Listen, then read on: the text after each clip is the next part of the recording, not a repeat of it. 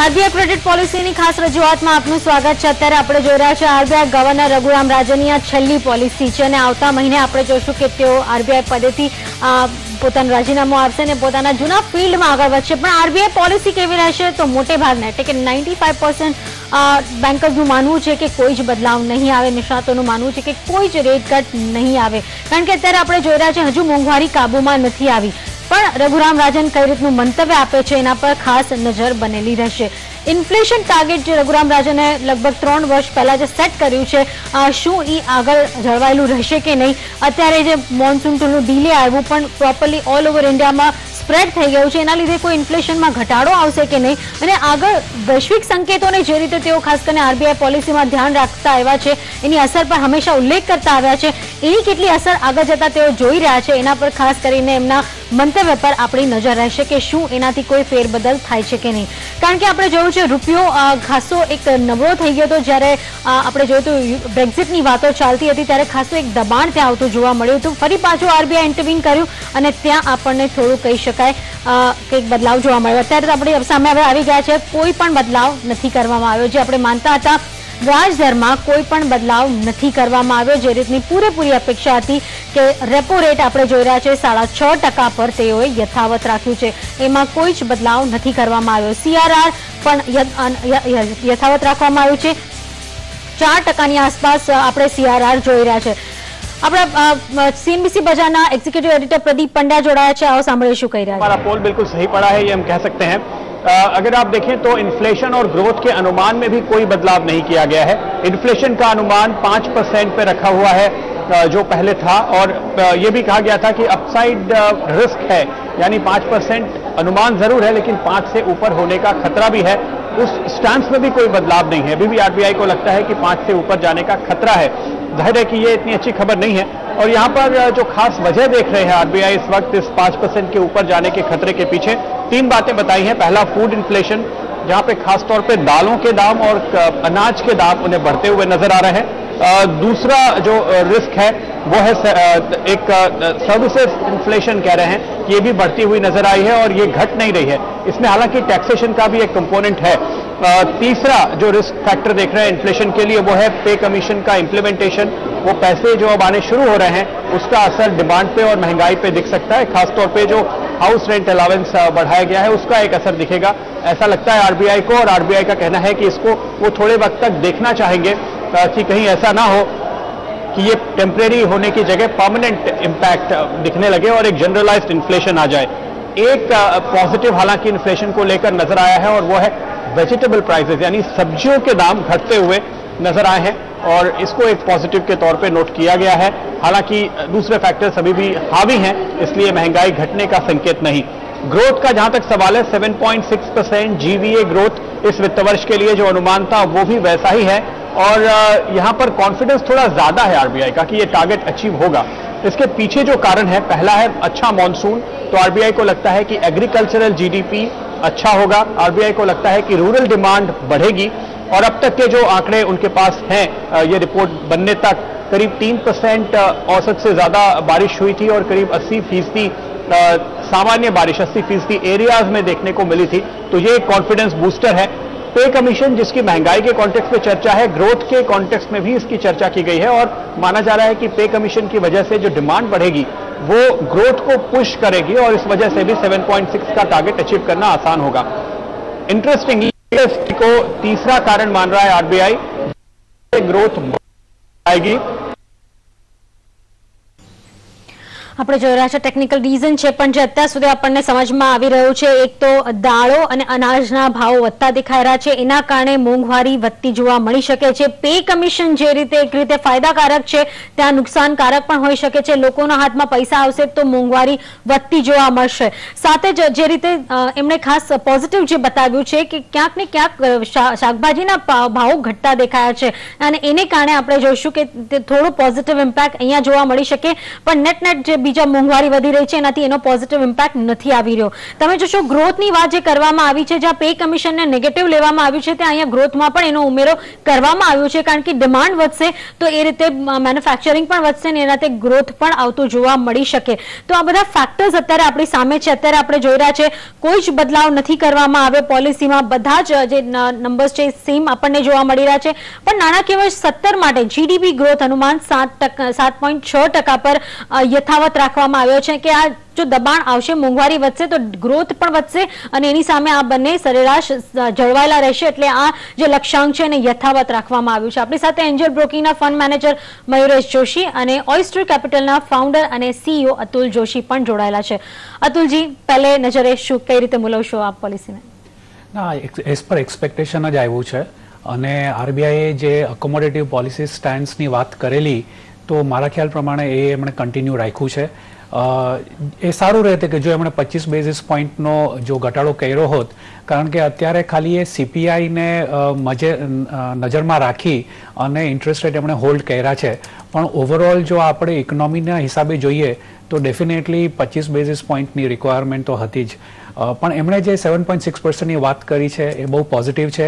પહેલાં એમણે બે પોલિસી પહેલાં એમણે એના ઉપર ડાઉટ કર્યો હતો કે 7.6% કદાચ નહીં પણ થાય, પણ હવે એમણે મોન્સૂનને રાખી અને જે વાત કરી છે એ બરાબર છે. પે કમિશન માટે જે વાત કરવામાં આવી છે કે એને લીધે ઇન્ફ્લેશન વધશે, તો એમાં મારી સહમતિ નથી, કારણ કે જે પે કમિશન છે એ આખું સ્ટ્રેચ્ડ આઉટ થશે. 1 લાખ કરોડની જે વાત થાય છે એ એકચ્યુઅલી 1 લાખ કરોડ નહીં હોય, એ ટોટલી લગભગ 4 લાખ કરોડ થશે. કારણ કે જેવું સેન્ટ્રલ ગવર્મેન્ટનું આવશે એવી જ રીતે state governments, universities, public sector undertakings, PSU banks, એ બધાના જે પગારો છે એ બધા જ લિંક્ડ છે. એ બધા જ પગારો પાછા વધશે અને એને આવતા લગભગ 18 મહિના જેટલો સમય જશે. તો એવું નથી કે એક સાથે પમ્પ પ્રાઇમિંગ જેને કહીએ કે 1 લાખ કરોડ આવ્યા ને ડિમાન્ડ સડનલી વધી ગયું, એવું નહીં થાય. આપણે 1 લાખ કરોડની આપણે 4 લાખ કરોડ ઉપર નજર રાખવાની છે અને એને લીધે સારી એવી ઇમ્પેક્ટ જોવા મળશે, પણ એ ગ્રોથમાં જોવા મળશે. અત્યારે આપણે જો કેપેસિટી યુટિલાઇઝેશન્સ જોઈએ તો એ પ્રમાણે મારા હિસાબે બહુ એક્સેસ કેપેસિટી ઇન્ડિયામાં છે મેન્યુફેક્ચરિંગ સેક્ટરમાં. એટલે ડિમાન્ડ ગમે એટલું વધે, આઈ ડોન્ટ થિંક કે એની કોઈ ઇફેક્ટ ઇન્ફ્લેશન પર પડે. એટલે એમાં હું સહમત નથી ગવર્નર સાથે. બાકી એમણે જે ત્રીજી જે વાત કરી ફૂડ ઇન્ફ્લેશન, તો પલ્સીસનું ઇન્ફ્લેશન તો રહેવાનું જ છે. આ વખતે આપણે જો એગ્રીકલ્ચરના આંકડા જોઈએ તો જે એરિયા અંડર કલ્ટિવેશન છે પલ્સીસ માટે એ લગભગ 15 થી 17% જેટલું ઉપર ગયું છે.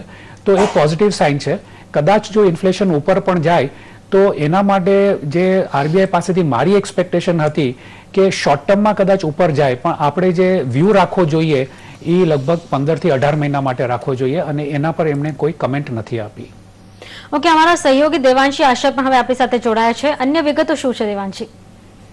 બિલકુલ, જેના આપણે વાત કરી નિશા કે અહીંયા જે પોલિસી છે હજુ પણ અનચેન્જ રાખવામાં આવી છે અને 6.5% પર રેપો રેટ છે, સાથે શિયાળા 4% છે અને એમએસએફ પર 7% પર યથાવત રાખવામાં આવ્યું છે.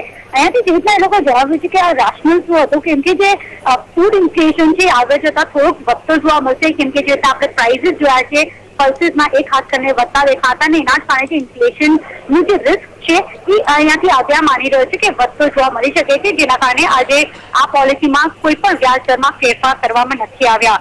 એના સાથે જ લોકો માની રહ્યા છે કે જે 7th પે કમિશન આવશે, ઇમ્પ્લિમેન્ટ થતો જોવા મળશે, એમાં જે હાઉસ રેન્ટ અલાવન્સીસ છે એ થોડાક વધતા દેખાઈ શકે છે અને જે એની ઇમ્પેક્ટ છે ઇન્ફ્લેશન પર આપતા દેખાઈ શકે છે, જેના કારણે પણ જે વ્યાજદર છે એમાં કોઈ ફેરફાર કરવામાં નથી આવ્યા. લોકો અહીંયાથી થોડોક જોશે કે કેવી રીતના આગળ જતા હાઉસ રેન્ટ અલાવન્સીસનો ઇમ્પેક્ટ છે એ ઇન્ફ્લેશનમાં આવતો જોવા મળી શકે છે.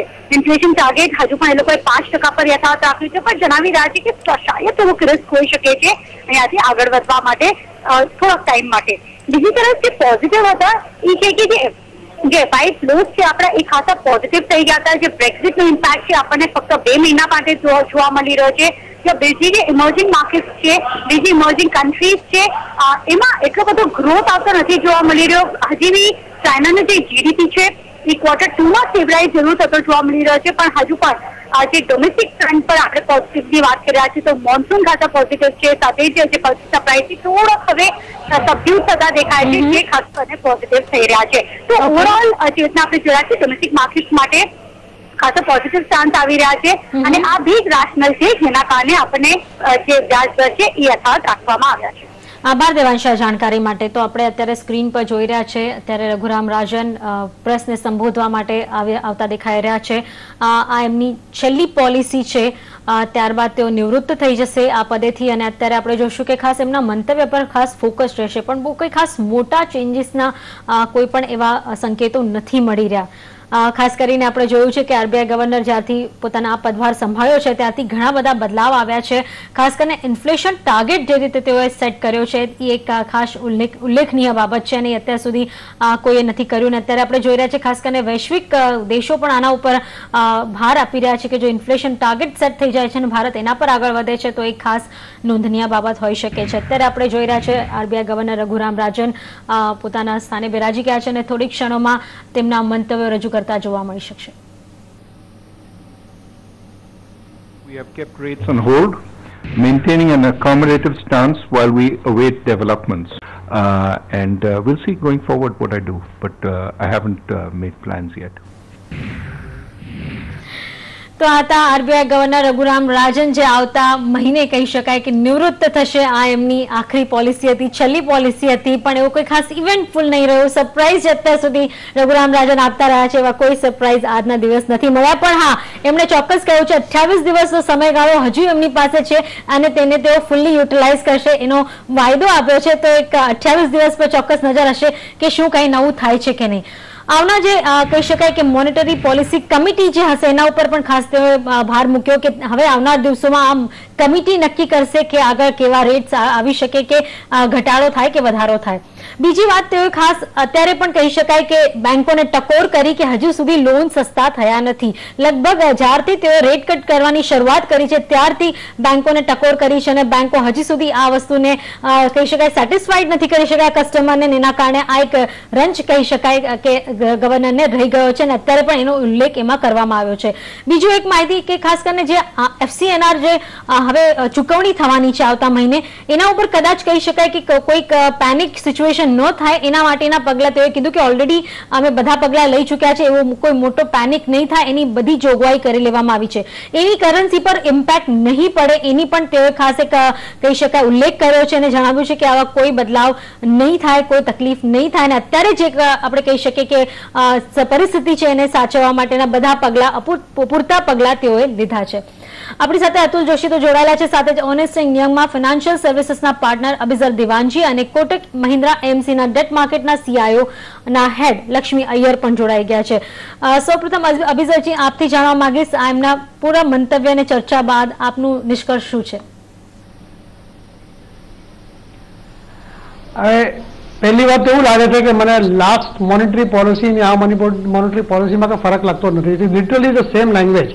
લાસ્ટ ટાઈમ પણ ગવર્નર સાહેબે કહ્યું હતું કે આપને ઇનફ ફોરેન એક્સચેન્જ રિઝર્વ છે, આ લાયબિલિટી આવવાની છે FCNRB ની લાયબિલિટી પે કરી શકાશે.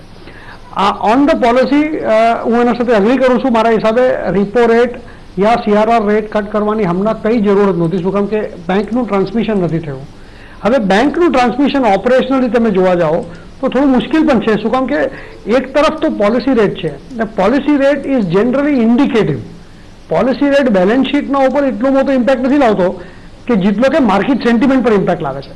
તો મારા હિસાબે policy is indicative to say કે તમે બે તરફના ડિપોઝિટના અને લોન્સના રેટ કટ કરો. મારા હિસાબે ડિપોઝિટના અંદર આજે એટલી મારામારી છે કે રેટ કટની શક્યતા ઘણી કમ છે અને જ્યાં સુધી ડિપોઝિટ રેટ્સના ઉપર કંટ્રોલ નહીં આવે ત્યાં સુધી લેન્ડિંગ રેટ કટ થવું I think is a bit of a pipe dream.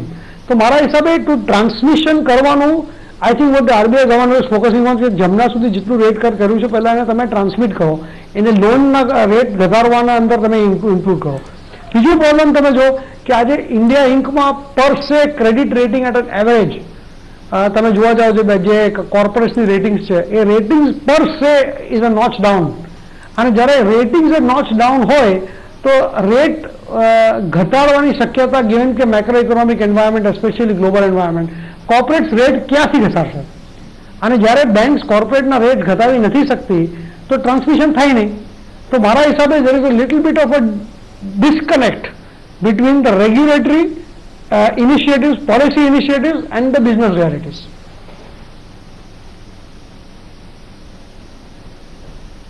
એએમસીના debt માર્કેટના સીઆઈઓ હેડ લક્ષ્મી યાર પણ આપણી સાથે છે.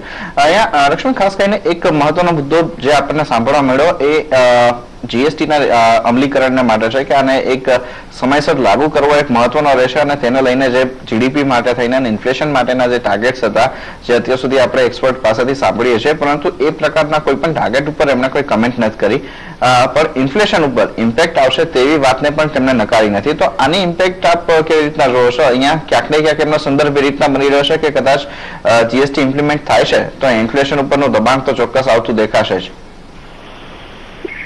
એ વાત સાચી છે તમારી, પણ એક વસ્તુ જોવામાં બહુ જ જરૂરી છે કે એક તો જીએસટી નું ઇમ્પ્લિમેન્ટેશન આવતા વર્ષે છે, અત્યારે નથી. Point number 1. પોઈન્ટ નંબર 2 જે છે કે જીએસટી નું થોડું તો દબાણ પડશે ઇન્ફ્લેશન ઉપર, પણ એનાથી સૌથી અમુક જે વસ્તુ છે એમાં જીડીપીમાં પણ પોઝિટિવ ઇમ્પેક્ટ આવશે. અને ત્રીજી જે વસ્તુ છે જે જીએસટીમાં જે ડિફરન્ટ સ્લેબ રેટ છે ટેક્સેશનનો, એમાં કોઈને જે ટેક્સેશનમાં સુધાર આવશે એ લોકો કદાચ એનું ટ્રાન્સમિશન એન્ડ કન્ઝ્યુમર માટે પણ કરી શક્યું છે. તો એ તમે ગણશો તો તમે જોશો કે જે ડિમાન્ડ ઇન્ફ્લેશન હશે કદાચ એ કંટ્રોલમાં આવે, અને એને બીકોઝ ઓફ દેટ ગવર્નર સાહેબે કીધું કે ઇટ ઇઝ ટુ પ્રિમેચ્યોર કે જીએસટીનું ઇમ્પેક્ટ શું પડશે ઇન્ફ્લેશન ઉપર, કેમ કે તમારું જે મોન્સૂનનું ઇમ્પેક્ટ છે, વરસાદનું જે ઇમ્પેક્ટ છે એ પણ આખી સરખી રીતેથી તમે ઇન્ફ્લેશનમાં કન્સિડર નથી કરેલું. ઓન બેલેન્સ તમે જોશો કે કઈ એક ફેક્ટર હશે which is the negative factor, એનું એન્ટીડોટ પણ કદાચ આવી શકે છે. એટલે it is too premature for us to conclude કે દબાણ હોય જ હોય, અને એની માટે obviously he has given an upward guidance. એમને 5% કાયમ રાખ્યું છે માર્ચ 2017 માટે, અને પછી he has given an upward guidance. પણ દેટ ઇઝ ટ્રુ કે જીએસટી ઇમ્પ્લિમેન્ટ થવા પહેલા પણ એમનું ઈ જ ગાઈડન્સ હતું અને અત્યારે પણ ઈ ગાઈડન્સ છે. તો અમારા હિસાબથી ઇટ ઇઝ ડેજા વુ, એટલે old wine in new bottle, એમાં કઈ નવી વાત નથી. It is the same old thing. અતુલજી, જે રીતે 7.6 નો જીવીએ ગ્રોથ યથાવત રહેવાનો જે એમણે એક સંતોષ વ્યક્ત કર્યો છે કે દાવો કર્યો છે કે જે રીતે એગ્રીકલ્ચર કહી શકાય ગ્રોથ વધશે તો આ જીડીપી યથાવત રહેશે, શું કહેવું છે? ના, એમની વાત સાચી છે કે એમણે પહેલાં જ ડાઉટ કરેલો બે પોલિસી પહેલાં કે કદાચ 7.6% બહુ હાઈ છે અને ઓછો આવશે, પણ જે રીતે મોન્સૂન છે તો આપણે એમાં બે ચીજ એકચ્યુઅલી ધ્યાનમાં રાખવી જોઈએ કે મોન્સૂનનો જે ફેક્ટર્સ છે એ એક ચીજ છે, પણ આપણે જે ઇન્ડિયાનું ઇરિગેશન જોઈએ તો જ્યાંથી આપણે મેક્સિમમ પાક ઉત્પન્ન થાય છે એ બધા જ એરિયા બાય એન્ડ લાર્જ ઇરિગેટેડ છે, અને જ્યાં ડેફિસિટ છે અથવા જ્યાં વધારે એક્સેસ વરસાદ પડ્યો છે એનું કોન્ટ્રીબ્યુશન ખાલી 15 થી 20% જેટલું જ છે. આપણે જે ઇન્ફ્લેશન જોઈ રહ્યા છીએ એ મેઇનલી પલ્સીસમાં દેખાઈ રહ્યું છે અને સિઝનલી દેખાઈ રહ્યું છે. પલ્સીસમાં આ વખતે એરિયા અંડર કલ્ટિવેશન બહુ ઓછું હતું, પ્લસ ક્રોપ ફેલ પણ ગયો, પણ ગવર્મેન્ટે બહુ પ્રોએક્ટિવલી ઇમ્પોર્ટ કરી અને પ્રાઇઝીસને મેનેજ કર્યા છે. એવી જ રીતે વેજીટેબલ્સમાં આપણે જોવા જઈએ તો ઇન્ફ્લેશન બહુ સિઝનલ હોય છે. જેવી રીતે કોઈ તહેવાર આવી જાય છે તો તરત જ ભાવ વધી જાય છે અને એના પછી ભાવ ઘટી જાય છે. તો આને ઇન્ટરેસ્ટ રેટ સાથે સીપીઆઈને કોઈ લેવા દેવા, ખાસ કરીને ફૂડ ઇન્ફ્લેશનને કોઈ લેવા દેવા નથી. આપણે એને બેઝિસ માનીને ઇન્ટરેસ્ટ રેટ પોલિસી નક્કી કરવી એ મારા ખ્યાલ પ્રમાણે એક ખામી ભરેલું જણાશે. As far as GDP is concern, definitely આ વખતે વરસાદને લીધે, મોઇશ્ચર જે રિટેન થશે એને લીધે બહુ સારો એગ્રીકલ્ચરલ ગ્રોથ જોવા મળશે. ગવર્મેન્ટની જે પોલિસીસ છે, જેવી રીતે કે એમણે કૃષિ કાર્ડ બનાવ્યું છે, સોઇલ કાર્ડ જે બનાવ્યું છે કે જમીનમાં શું ઉગાડવું જોઈએ, કેવી રીતે ઉગાડવું જોઈએ, ઇરિગેશનના અમુક પ્રોજેક્ટ સ્ટેટ લેવલ પર એક્ઝિક્યુટ થયા છે, એ બધાને લીધે એગ્રીકલ્ચરને બહુ સારો સપોર્ટ મળે છે.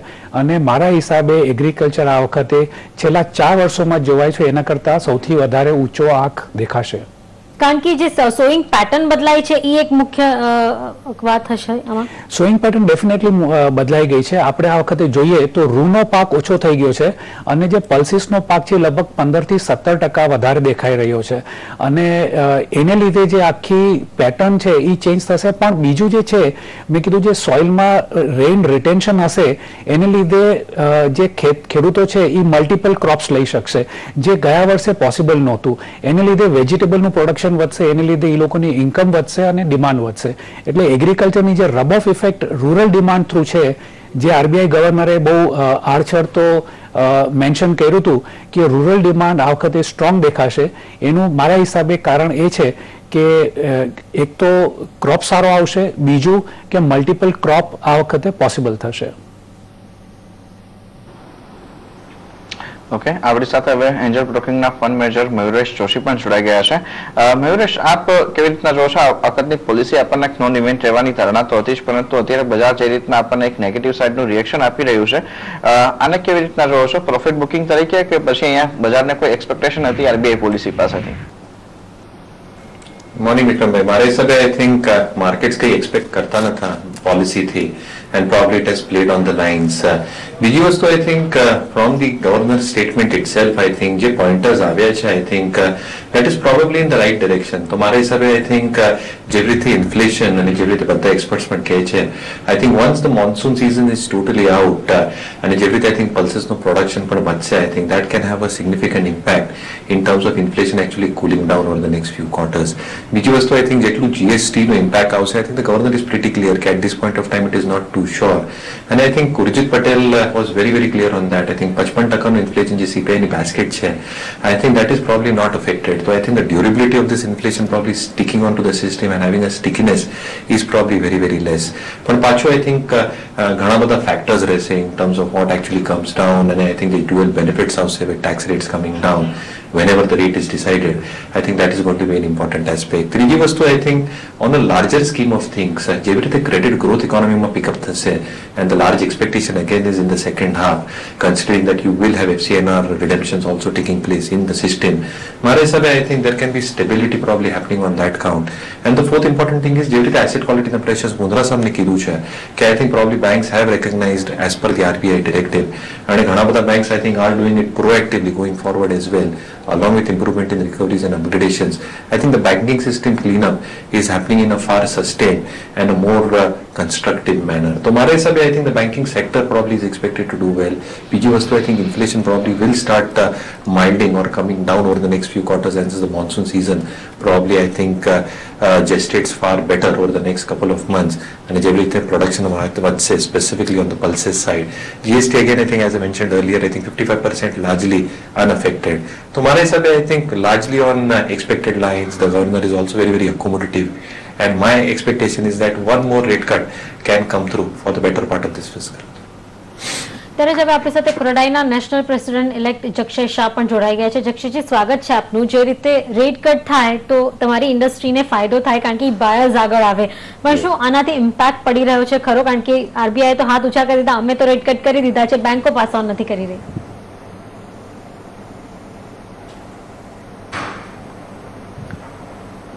પ્રાચી, આપણે બધાએ સમજવું જોઈએ કે રિયલ એસ્ટેટ ઇન્ડસ્ટ્રી પર લગભગ ગવર્મેન્ટ આંકડા પ્રમાણે 300 જેટલી ઇન્ડસ્ટ્રી ડિપેન્ડ કરે છે, હાઉસિંગ ઇન્ડસ્ટ્રીને. એટલે અમે ખાલી એટલું જ કહેતા કે હાઉસિંગ ઇન્ડસ્ટ્રીને અથવા કન્ઝ્યુમરને આપો, અમને ના આપો. કારણ કે જો આ આવનારા 2-3 વર્ષમાં જો ડબલ ડિજિટ આપણે તરફ જઈ રહીશું ક્લોઝલી, તો આઈ થિંક ખાલી માત્ર ને માત્ર હાઉસિંગ ઇન્ડસ્ટ્રી એને લીડ કરી શકશે કે ડ્રાઈવ કરી શકશે. અમે માત્ર કહીએ છીએ કે એફોર્ડેબલ હાઉસિંગમાં તમે પ્રાયોરિટી લેન્ડિંગ કેમ ના કરી? એફોર્ડેબલ હાઉસિંગનું અમારું 6% જે છે એનાથી આખી ઇન્ડસ્ટ્રી રિવાઇવ થાત. અત્યારે પરફેક્ટ રાઇટ ટાઈમ છે. અત્યારે ચોમાસું સારું થઈ રહ્યું છે, જીએસટી જે ઇકોનોમી સારી છે, થોડા લોકો બાયર્સ બજારમાં આવી રહ્યા છે, તો આ વખતે કદાચ રેટ કટ કર્યો હોત તો કદાચ સોનામાં સુગંધ ભળી હોત એવું અમને લાગે છે. પણ અનફોર્ચ્યુનેટલી એ થયું નથી.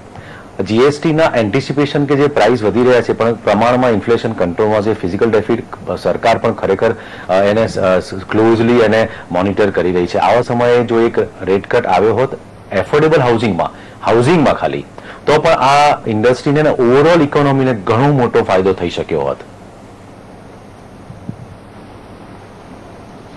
ઓકે, અત્યારે જ અહીંયા અબીરજી આપની પાસે જાણવા માંગીશું કે અહીંયા ખાસ કરીને જે રીતના મોન્સૂનના ફ્રન્ટ ઉપર અને એક અત્યારે સ્ટેટમેન્ટ આવતું દેખાયું કે વરસાદનું જે સ્પ્રેડ આઉટ થતું દેખાયું છે સારું છે, અને એ ઇકોનોમિક ટર્ન અરાઉન્ડ માટે થઈને જીએસટીનું પણ અત્યારે જે રોલ આઉટ થઈ રહ્યું છે ઘણું સારું દેખાઈ રહ્યું છે.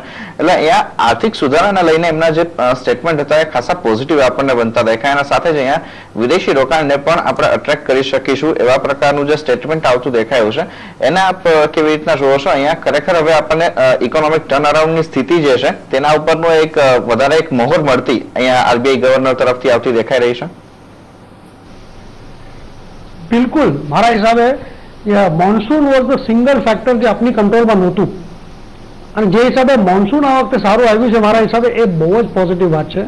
અને જેમ આગળના બી કોઈ સ્પીકરે કહ્યું કે ભાઈ મોન્સૂનના અંદર જે ફર્ટિલિટી આવશે, એગ્રીકલ્ચરનું ગ્રોથ આવશે, આપણી ઇકોનોમીના ઓવરઓલ સુધાર માટે ઘણું સારું છે.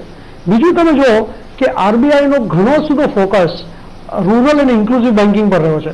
તો એમના બોલજો કે લગભગ 10 સ્મોલ ફાઇનાન્સ બેંક્સ અને બીજી 10 પેમેન્ટ બેંક્સ સિસ્ટમમાં આવવાની છે આગલા 1 વર્ષમાં. અને જ્યારે એગ્રીકલ્ચરલ ખુશાલી થશે, એગ્રીકલ્ચરલ ગ્રોથ વધશે, તો એની સાથે એ એસ્પેક્ટ ઓફ બેન્કિંગ પણ આરબીઆઈ ઘણો વધારે પડતો ફોકસ નાખશે એના ઉપર. તો મારા હિસાબે ઇન્ક્લુઝિવ બેન્કિંગ થશે એ છે. તમે જે આપણે જનધન યોજનાના અકાઉન્ટ ખોલેલા છે એ છે. તો મારા હિસાબે infrastructure is ready. We are waiting for that one external factor જે આપણું હતું કે મોન્સૂન, જે આપણા કંટ્રોલમાં નહોતું, આજે એ મોન્સૂન કંટ્રોલમાં આવી જશે. અને જ્યારે એ મોન્સૂન કંટ્રોલમાં આવી ગયું છે આપણાથી મારા હિસાબે, તો ઇકોનોમિક ગ્રોથની સ્થિતિ સારી રહેશે. બીજું એસ્પેક્ટ એ છે કે એટ ઇન્ડસ્ટ્રી લેવલના ઉપર ક્રેડિટ ગ્રોથ હવે મારા હિસાબે સુધારવામાં આવશે. એનપીએના ઇસ્યુઝ ફૂલ્લી પ્રોવાઈડ થઈ ચૂક્યા છે, તે છતાં પણ બેંક્સ પાસે કેપિટલ છે આજની તારીખમાં, એટલે there is growth capital available. ગવર્મેન્ટની બી એક અચ્છી સુધી સ્કીમ છે કે જ્યારે બેંક્સને રિવાઇવ કરશે, અંદર બીબીબી ઘણા બધા બેંક્સનું રિવાઇવલ પણ આવશે, એના હિસાબે વધારે કેપિટલ પણ આવશે. ઇન્શાઅલ્લાહ અગર if the banks are able to push through a scheme કે જ્યાં ગવર્મેન્ટનું શેર હોલ્ડિંગ થોડું કમ થઈ શકશે, તો પીએસયુ બેંક્સમાં એક્સટર્નલ કેપિટલની શક્યતા બી ઘણી જ વધારે છે બહારનું રોકાણ આવવાની. મારા હિસાબે પહેલે ક્રેડિટ ગ્રોથ આવશે. Credit growth will fuel industrial growth, અને ત્યાંથી તમે જે કહો છો કે બહારનું રોકાણ આવશે કેપિટલ, એ વધારે આવી શકે છે. અને હું તો એફડીઆઈની જ વાત કરું છું, એફઆઈઆઈની વાત નથી કરતો. FII sentiment driven capital. આપણે એફડીઆઈની વાત કરી ત્યારે પર્મનન્ટ કેપિટલ આવી શકશે. એના પહેલા એક પ્રિસીડિંગ ગ્રોથ થશે, અને એ જે ગ્રોથ થશે ક્રેડિટ ગ્રોથ મારા હિસાબે 2 ફોલ્ડ થશે. એક તો પીપીપીમાં થશે કે જ્યાં ગવર્મેન્ટ અને પબ્લિક પ્રાઇવેટ પાર્ટનરશિપ્સના પ્રોજેક્ટ છે, અને સેકન્ડલી ગવર્મેન્ટનું ઓન સ્પેન્ડિંગ છે. જે ઇન્ફ્રાસ્ટ્રક્ચર સ્પેન્ડિંગ ગવર્મેન્ટ કરે છે, એનએચએઆઈ કરે છે, કે પાવરમાં કરે છે, કે કોલમાં કરે છે, એ બધા જે આપણા stalled projects in NPS plus government spending through PPA and direct, આ ત્રણ ક્રેડિટ ગ્રોથ મને નેક્સ્ટ 1 વર્ષમાં દેખાડે છે. જે ક્રેડિટ ગ્રોથથી ઇન્ડસ્ટ્રીયલ સેન્ટિમેન્ટ વધશે અને ત્યાંથી કેપિટલનું રોકાણ ઇન્ડિયામાં વધારે આવશે. That's what I feel. અને મારા હિસાબે ઇન્ટરેસ્ટ રેટ્સ જે છે હમણાં જેમ રાખેલા બરાબર છે. મારા હિસાબે ફૂડ ઇન્ફ્લેશન અને ઇન્ટરેસ્ટ રેટમાં કોઈ કનેક્શન નથી, એ વાત બરાબર છે. Interest rate in the system indicative છે, અને કોસ્ટ ઇન્ડસ્ટ્રી માટે cost of capital needs to come down, અને ઇન્ટરેસ્ટ રેટ નીચે આવવાની જરૂર છે, પણ એના માટે બેંક્સને ટ્રાન્સમિશન કરવાની જરૂર છે. એ ટ્રાન્સમિશન માટે ઇન્ફ્લેશન નીચે આવવાની જરૂર છે. શું કામ? જ્યારે ઇન્ફ્લેશન નીચે આવશે ત્યારે ડિપોઝિટ રેટ નીચે લાવવાની શક્યતા વધી જાય. તો એ હિસાબે મને લાગે છે થશે. અને સિસ્ટમમાં જ્યારે ખુશાલી આવી ગઈ છે, તો મારા હિસાબે ઇન્ટરેસ્ટ રેટની રિડક્શનની chances from a business perspective બી સારા છે. ઓછી થાય તો ડિપોઝિટના રેટ કરવાની એક સ્પેસ મળે, અને તો કહી શકાય કે ઇન્ટરેસ્ટ રેટ કહી શકાય કે આગળ જતા ઘટતા દેખાઈ શકે. પણ અત્યારે તો ઓલ ઇન ઓલ જોવા જઈએ તો નોન ઇવેન્ટ જેવું બની ગયું. આપણી સાથે એન્જલ બ્રોકિંગના ફંડ મેનેજર મયુરેશ જોશી જોડાયા છે. મયુરેશજી, માર્કેટ કઈ રીતે લેશે આને?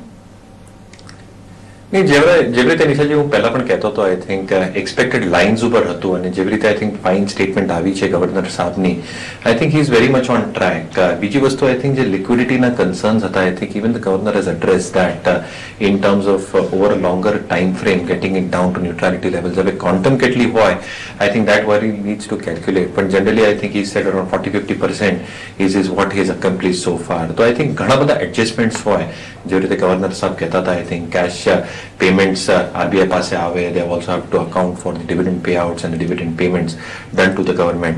તો ક્યાં ના ક્યાં I think liquidity is probably there in the system, and I think જેવી રીતે banks નું concern છે, specifically redemption of FCNRs, I think once that issue is over, largely I think I'll agree with the other speaker as well, once inflation starts ebbing down, and if it does over the next few quarters, મારા હિસાબે I think banks have every liberty to probably pull down their deposit rates, and at the same time I think as credit growth starts picking up in the second half of this fiscal and the first half of the next fiscal, Maresabe, I think that can have a quantifying and a multiplier effect in terms of absorbing most of the issues that the bankers are facing, and at the same time જે asset quality ના concerns ઓછા થઈ જશે. તો મારા હિસાબે I think this is on expected lines. The markets have probably taken it into the stride, and મારા હિસાબે I think the statement probably is indicating or hinting at a fact that I think the next policy will probably happen through an MPC. So if that probably happens through as well, I think it can be a very constructive decision making process that will come through. And largely I think I think if all these factors start playing out, as I said earlier as well, I'm still expecting one cut to come through, but I think transmission should happen over the next few months. So I think one cut over the next few months, but again I think specifically our policy math I think expected lines upar hatu, and the market probably has taken in its stride. Okay, ત્યારે જ લક્ષ્મી અહીંયા એક બીજી મહત્વની વાત એમના તરફથી જે આવતી જોવા મળી, એમાં એક એનપીએ પ્રોજેક્ટ્સ, જે મોટા એનપીએ પ્રોજેક્ટ્સ છે તેમના રિસ્ટ્રક્ચરિંગની વાત કરવામાં આવી છે, અને એનપીએને ઘટાડવા માટે થઈને રિસ્ટ્રક્ચરિંગ એક સાચી દિશાનો પ્રયાસ છે તેવું પણ તેમણે કહ્યું છે. અને લિક્વિડિટી કન્સર્ન અત્યારે જો આ પ્રોવિઝનિંગ કરવામાં આવે છે, રિસ્ટ્રક્ચર કરવામાં આવે છે, તો લિક્વિડિટી અત્યારે કન્સર્ન નથી એ પ્રકારનો મત બની રહ્યો છે. પરંતુ જો આ સ્થિતિ રહેશે તો બેંક માટે થઈને પોતાના વ્યાજ દરની અંદર ઘટાડો કરવો થોડું એક મુશ્કેલ રહેશે. આપનો શું મત બને છે?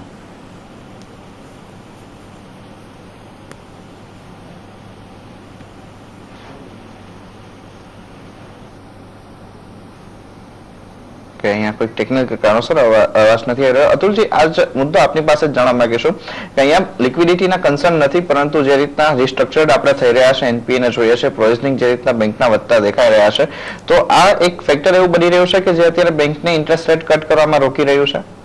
ના, એકચ્યુઅલી એ વાત કોરિલેશન બહુ ઓછું છે. આપણે જોવા જઈએ તો આરબીઆઈના ગવર્નરે બે બહુ ઇમ્પોર્ટન્ટ ચીજો કીધી એનપીએલના બારામાં. એક છે જે એ રેકગ્નિશન પ્રોસેસ જે હતી એ થોડીક અનરેગ્યુલેટેડ હતી, અને એ ફૂલ્લી કમ્પ્યુટરાઇઝ થઈ ગઈ. આરબીઆઈએ સુપરવિઝન કરી અને એ પ્રોસેસને સ્ટ્રીમલાઇન કરી છે. એટલે જે એનપીએલનું રેકગ્નિશન છે કે આ એસેટ હવે મને પૈસા નથી આપતું તો એનપીએલ તરીકે ક્લાસિફાઈડ થવું જોઈએ, અને થઈ ગયું છે as per the rules and regulations. તો એ પ્રોસેસ એમણે સ્ટ્રીમલાઇન કરી દીધી છે, અને એ બાબતમાં એમને પોતાને સંતોષ છે. જે બીજી ચીજ એમણે કીધી, અને મારા હિસાબે બહુ સ્ટ્રેટેજિકલી રાઇટ ચીજ છે, એ છે કે હવે જે એનપીએલ થઈ ગયા છે એનું રેઝોલ્યુશન શું. એક છે કોસ્ટ અને બીજી છે એમના જે લોસીસ બેંક્સના. તો જે લાર્જ પ્રોજેક્ટ્સ છે ઇન્ફ્રાસ્ટ્રક્ચરના, એ બધા પ્રોજેક્ટ્સમાં અત્યારે એનપીએલ્સ બહુ હાઈ છે, અને જે બેંક્સને પ્રોવિઝન કરવામાં આવ્યું છે એ હજારો કરોડોમાં છે. ખાલી ઇન્ફ્રાસ્ટ્રક્ચર એસેટ્સ આપણે જોઈએ તો લગભગ 1.5 થી 2 લાખ કરોડના એનપીએલ્સ એમણે જાહેર કર્યા છે. એ બધામાં રિકવરી કેવી રીતે લાવવી એની ઉપર જો આરબીઆઈના ગવર્નર ફોકસ રાખે, આરબીઆઈના ગવર્નર એટલે હવે પછીના જે ડેપ્યુટી ગવર્નર છે મિસ્ટર વિશ્વનાથન, એ જો એના પર ફોકસ રાખે અને બેંક્સને ગાઈડ કરે કે આપણે ઇન્ફ્રાસ્ટ્રક્ચર એસેટ્સને કેવી રીતે પાછા રિવાઇવ કરવા, એમનાથી કેવી રીતે રિકવરી કરવી, તો એ બેંક્સની પ્રોફિટમાં એડ કરશે, કારણ કે રાઇટ બેક થશે અને એને લીધે એમની પ્રોફિટેબિલિટી વધશે. પણ જે ઇન્ટરેસ્ટ રેટ ટ્રાન્સમિશનનું જે ફંક્શન છે એ એનઆઈઆઈનું ફંક્શન છે, નેટ ઇન્ટરેસ્ટ ઇન્કમ. તો મારા હિસાબે એનપીએલ બેંક્સને એન્કરેજ કરશે, સપોર્ટ કરશે, પણ એ પ્રાઇમ મૂવિંગ પ્રાઇમ ડ્રાઈવર ન હોઈ શકે. ત્યારે જ લક્ષ્મી આપણી સાથે છે. લક્ષ્મી, એફસી અનારનું ચૂકવણી હવે આવશે, અને ગવર્નરનું માનવું છે કે એટલું મોટું પેનિક નહીં થાય તેની જોગવાઈ તેઓએ કરી રાખી છે, પણ એનાથી કોઈ કરન્સી ઇમ્પેક્ટ જોવા મળી શકે ખરો? ના, આ જે રીટ્રેશન આજે ગવર્નર સાહેબે આપેલી કે 80 to 85% જે એફસીએનઆર નું એ લોકોનું ફોરવર્ડ માર્કેટમાં કવર છે, ઈ જ એશ્યોરન્સ કદાચ 2-3 મહિના પહેલા પણ એ લોકો આપેલા. તો અમને લાગે છે કે જે પણ વોલેટિલિટી હશે કદાચ સેન્ટિમેન્ટલ હોય, અને ઇફ એટ ઓલ કાંઈ હોય તો એ ટેમ્પરરી રીતના હોય, અને એની માટે જે બફર સ્ટોક છે આપણી પાસે, જે વોર ચેસ્ટ અમે લોકો કહી રહ્યું છે કે $360 બિલિયન નું જે એફએક્સ રિઝર્વ છે એ અમારા હિસાબે ક્વાઇટ સફિશિયન્ટ છે કે કદાચ કોઈ વોલેટિલિટી હોય અને કોઈ બેંકનું કઈ શોર્ટેજ હોય ડોલરનું, તો લિક્વિડિટી જે સપોર્ટ કરવા માટે જે કમિટમેન્ટ છે દેટ ઇઝ ઓલરેડી એવિડન્ટ. અને આજે તમે જોશો એક બહુ જ સિમ્બોલિક વસ્તુ જે આવેલું કે જે ઓપન માર્કેટ ઓપરેશન અત્યારે તમે જોશો માર્કેટમાં લિક્વિડિટી લગભગ 40,000 કરોડ છે, પણ એની ઉપર પણ તમે ફ્રન્ટ લોડિંગ જે અમુક વાત છે કે તમે જે ફ્રન્ટ લોડિંગ કરેલું લિક્વિડિટી માટે that is symbolic of the governors initiative કે જે આરબીઆઈ નું ઇનિશિયેટિવ છે કે એફટીઆઈઆર માં કદાચ ટેમ્પરરી વોલેટિલિટી હોય તો દે વિલ નિપ ઇન ધ બડ. અમને લાગે છે કે સ્મૂથ ટ્રાન્ઝેક્શન હોય कि इट इज $22 बिलियन की 26 बिलियन हो कि हमने लगતું નથી कि it will create a huge drag on the currency. तो करन्सी हमने रेंज बाउंड लागी રહ્યો છે, કદાચ થોડું પ્રેશર હશે, ટેમ્પરરી હોય, it will go may be up to $67 સુધી, પણ ત્યાં ઇન્ટરવેન્શન આવીને it might come back to logical level. ત્યારે જ અત્યારે આપણે જોઈએ તો બજારની અંદર એક શાર્પ ફોલ આવતો દેખાઈ રહ્યો છે. મયુરેશ, શું કહેશો અહીંયા આરબીઆઈ ની પોલિસી પછી આપણે જોઈએ તો બોન્ડ યીલ્ડની અંદર પણ આપણને એક મોટો ઘટાડો દેખાઈ રહ્યો છે, તેની ઇમ્પેક્ટ અહીંયા કોઈ બની રહી છે? नहीं, largely again I think everything હું કહેતો તો I think some money might be getting off the table, પણ મારા હિસાબે I think policy નું લઈને I think it correlation to the market, probably the market as I mentioned earlier કે I think gestate કરેલું કે I think શું statements આવશે in terms of what action might be taken, but largely I think fine print વાંચ્યા પછી and once you probably go through that again I think largely I think I'm not too perturbed by the fall, probably some money being taken off the table at this point of time. માર્કેટમાં અત્યારે ઘટાડો દેખાઈ રહ્યો છે, કદાચ આપણે વૈશ્વિક સંકેતો જે રીતે મળી રહ્યા છે યુરોપિયન માર્કેટથી થોડા દબાણના મળી રહ્યા છે અને કદાચ ત્યાંથી આ એક ક્યુ લઈને દબાણ થોડું આપણા માર્કેટ પર પણ છે. પણ આ ચર્ચાને આગળ વધારીએ. અતુલજી, જે રીતે મોટે ભાગની ચર્ચા જીએસટી ઉપર થઈ છે, પણ ખરેખર જીએસટી ની ચર્ચા આમાં થવી યોગ્ય હતી અથવા આનાથી શું ઇમ્પેક્ટ પડશે? જીએસટીની ચર્ચા અત્યારે એકચ્યુઅલી મોનેટરી પોલિસીમાં નહોતી થવી જોઈતી. જીએસટી એ કમ્પ્લીટલી ડિફરન્ટ સબ્જેક્ટ છે અને જો આપણે એના પર કમેન્ટ્સનું આપણે વિચાર વિમર્શ કરીએ તો પહેલાં આપણે જીએસટી જ્યારે ઇન્ટ્રોડ્યુસ થવાનું 2013થી જે ચાલુ હતું તો ત્યારે જે એનાલિસિસ બધા તરફથી આવી રહી હતી કે જીએસટી ઇન્ટ્રોડ્યુસ થશે તો ઇન્ફ્લેશન ઘટશે. હવે અત્યારે એક્ઝેક્ટલી 180 ડિગ્રીમાં લોકો વાત કરે છે કે જીએસટી આવશે તો ઇન્ફ્લેશન વધશે. તો મારા હિસાબે જે પૂરી રિસર્ચ નથી કરી લોકોએ કે જીએસટીની એકચ્યુઅલ ઇમ્પેક્ટ ક્યાં શું કેટલી પડશે, એ ફાઇન પ્રિન્ટ વાંચ્યા પછી ખબર પડશે. એક બીજું, જે ઇમ્પેક્ટ હશે એ 2 કે 3% ટેક્સમાં હશે અને એ 2 કે 3% ટેક્સને લીધે ભાવ વધી જાય સડનલી કે ભાવ ઘટી જાય સડનલી, એવું મારા હિસાબે ન થાય. ત્રીજી જે ચીજ છે જીએસટીની બારામાં કે જીએસટીને લીધે 2 મેઇન ફેક્ટર્સ પ્લે આઉટ થશે. એક કે લોકોની લોજિસ્ટિકલ કોસ્ટ ઓછી થઈ જશે, જેવી રીતે કે પહેલાં લોકોએ અલગ અલગ સ્ટેટ્સમાં ડિપોઝ ઊભા કર્યા હતા કે જેને લીધે એ લોકો સીએસટી બચાવી શકે, તો એ બધા ડેપો કદાચ હવે જરૂર ન પડે, એને લીધે કોસ્ટ સેવિંગ થાય. પણ સેમ ટાઈમ તમારે હવે 3 ટાઈપના ટેક્સીસ માટે 2 અલગ અલગ ગવર્મેન્ટ્સને રિટર્ન્સ ભરવા પડશે, સીજીએસટી, એસજીએસટી અને ઇન્ટિગ્રેટેડ જીએસટી. તો એને લીધે જે કમ્પ્લાયન્સ કોસ્ટ છે, આઈટીમાં જે ઇન્ફ્રાસ્ટ્રક્ચર ઊભું કરવું પડશે, એની જે કોસ્ટ છે એ પણ સારી એવી હોય છે અને લોકોએ હજી સુધી એને ફેક્ટરી નથી કરી. યુરોપિયન કમિશને જે જુલાઈ 2015માં રિપોર્ટ પ્રિન્ટ કર્યો હતો એના હિસાબે કે યુરોપિયન યુનિયનમાં લગભગ 10 વર્ષ પછી, જીએસટીના ઇન્ટ્રોડક્શનના 10 વર્ષ પછી કમ્પ્લાયન્સ કોસ્ટ 11% જેટલી વધી હતી. અને હું નથી કહેતો કે ઇમિડિયેટલી ભારતમાં એટલી બધી વધી જશે, પણ ફેક્ટ ઇઝ કે જે જીએસટીમાંથી સુધારો ઘટાડો જોવા મળશે એ બહુ ઇમ્પોર્ટન્ટ નથી. 2 કે 3% આમ કે તેમ એનાથી કોઈ ઇન્ફ્લેશન ન આવે. એની સેમ ટાઈમ તમારી લોજિસ્ટિકલ કોસ્ટ બચશે પણ કમ્પ્લાયન્સ કોસ્ટ પણ વધશે. એટલે ઇટ્સ અ ફેરલી કોમ્પ્લેક્સ ચીજ અને એનું અત્યારે મોનેટરી પોલિસીમાં ડિસ્કશન થવું મારા ખ્યાલ પ્રમાણે કમ્પ્લીટલી અસ્થાને હતું, એની ડિસ્કશન કરવાની જરૂર નહોતી. પણ મારા હિસાબે again from inflation perspective any effect 2018-19 પહેલા જોવામાં નહીં આવે. જક્ષયજી, આપથી એક આખરી સવાલ પૂછવા માંગીશ કે હવે કેટલા રેટ કટની અપેક્ષા આવનાર પોલિસીમાં કે નવા ગવર્નરથી તમે રાખો છો?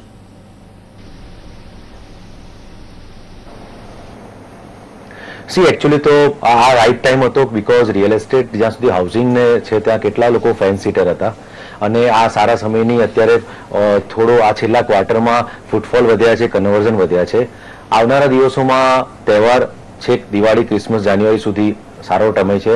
આ આવનારા નેક્સ્ટ ક્વાર્ટર અને છેક જાન્યુઆરી સુધી રાઈટ ટાઈમ રિયલ એસ્ટેટ માટે અને હાઉસિંગ માટેનો હતો.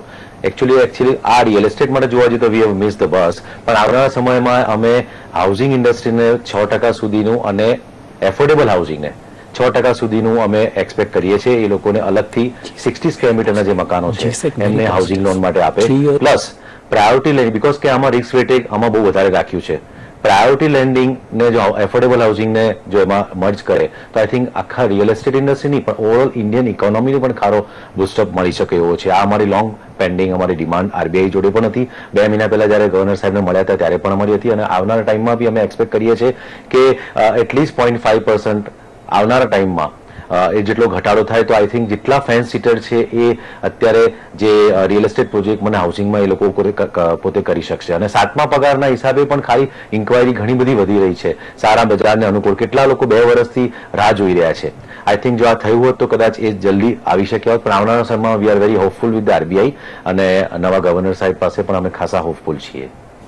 ઓકે જક્ષયજી અને મયુરેશજી, આ બંનેનો આભાર. આપનો સમય ફાળવી અમારી સાથે ચર્ચામાં જોડાયા. બાકી આપણા નિષ્ણાતો આપણી સાથે જોડાયેલા છે. લઈએ નાનકડો વિરામ, ત્યારબાદ ચર્ચાને આગળ વધારીશું.